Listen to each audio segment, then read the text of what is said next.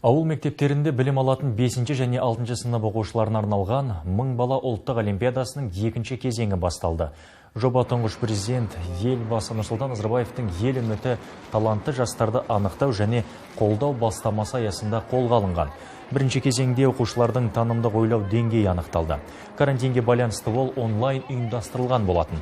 Енді екінші кезең өңірлерде санитарлық талаптарды қатаң сақтай отырып, офлайн режимде өткізіліп жатыр. Айта кетейік, сыннан сүрінбей өткен ең үздік 1000 оқушыға еліміздегі дарынды балаларға арналған жетекші мектептерге жолдама беріледі.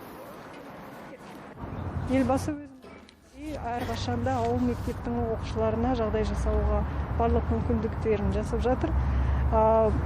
Биыл 1000 бала олимпиадасы екінші рет өтіп жатыр.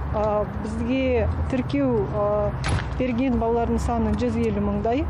Бұл барлық 5 және 6 сыныптың оқушылардың 50% біздің республикадағы.